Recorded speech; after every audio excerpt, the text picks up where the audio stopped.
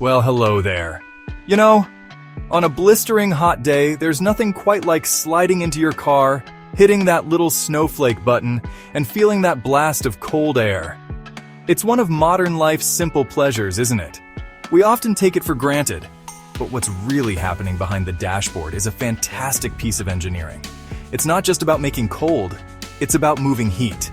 Your car's AC system is a clever little heat-moving machine, pulling the warmth out of your cabin and dumping it outside.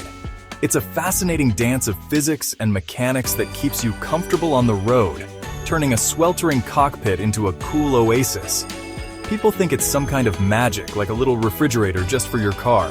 And in a way, they're not wrong. It uses the exact same principles as the fridge in your kitchen, just adapted for the automotive world. It's got a special fluid, a bunch of pipes, and a few key components that work together in a continuous loop. This cycle is what makes the magic happen. Forget complex diagrams and confusing jargon. We're going to break this down so anyone can understand it. You'll see that your car's AC is a brilliant, hardworking system that deserves a little bit of appreciation for all the comfort it provides during those scorching summer drives. This whole process is what we call a closed-loop system. That just means the special stuff inside, the refrigerant, goes around and around without ever needing to be topped up unless there's a leak. It's a bit like the circulatory system in your body, with the refrigerant acting like blood, picking up and dropping off heat instead of oxygen. It's a beautiful, elegant solution to a common problem: how to stay cool when the sun is beating down on that big metal box you're driving. Every part has a job, and when they all work in harmony, you get that sweet, refreshing chill that makes any journey more enjoyable. So, let's pop the hood, so to speak, and take a look at the key players in this cooling drama.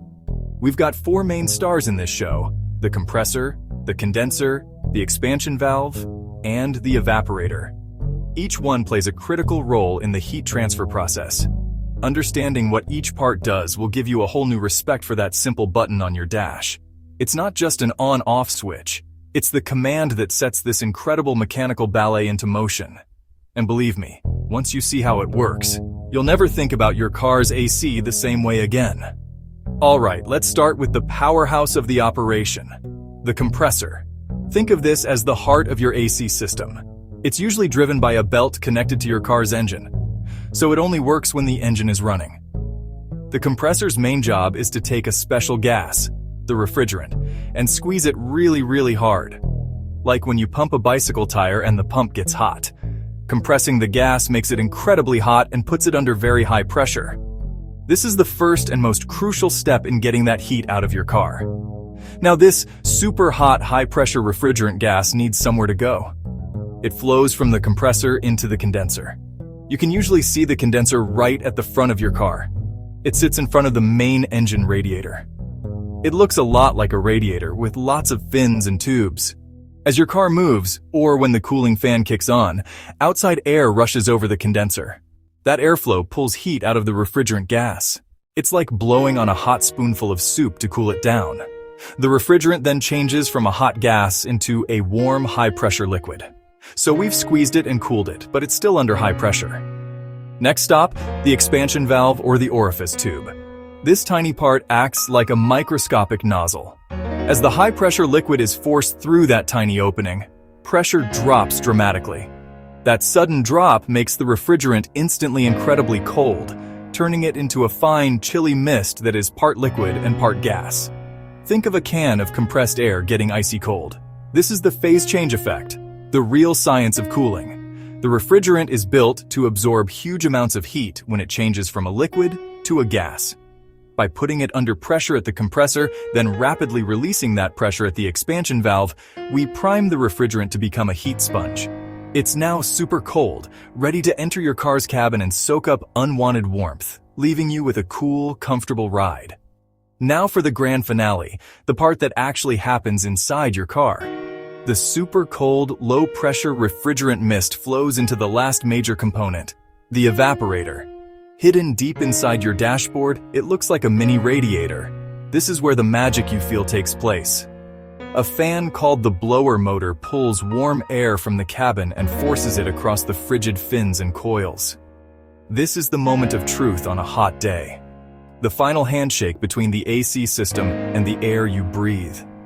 Warm cabin air passes over the icy cold evaporator. A heat exchange happens. Heat is absorbed by the cold refrigerant in the coils.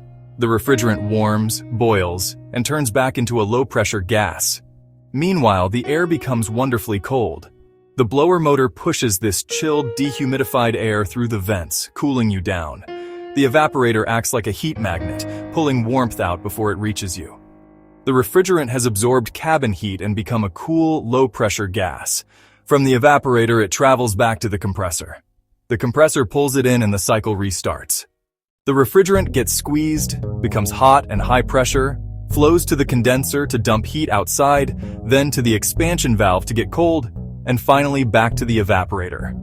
This continuous loop keeps cold air coming while the engine runs. Think of the refrigerant as a tiny fleet of delivery trucks. At the evaporator, they load up with packages of heat. They drive to the front condenser and unload into the outside air. Then they drive back to the cabin to pick up another load. That fleet runs around and around, moving heat from inside to outside. That, in a nutshell, is the beautiful simplicity behind your car's air conditioning. Now, for this whole system to work perfectly, it needs to be in good shape. Regular maintenance is key. Over time, little things can go wrong. You might develop a tiny leak in a hose or a seal, causing the refrigerant level to drop.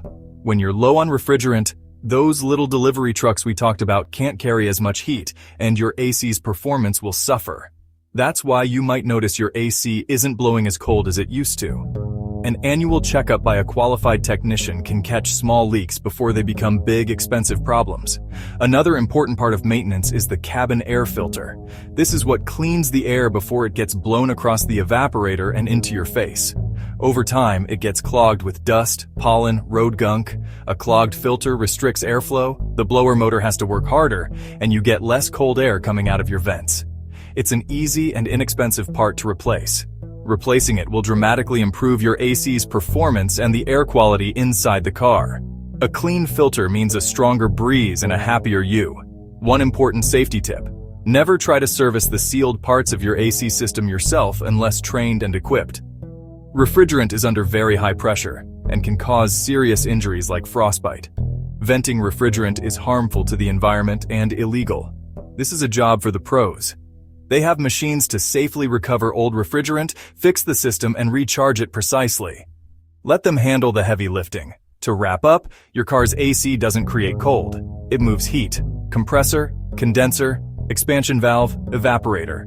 They work as a team, using refrigerant to pull heat from your cabin and release it outside. A fan then blows the resulting cold air at you.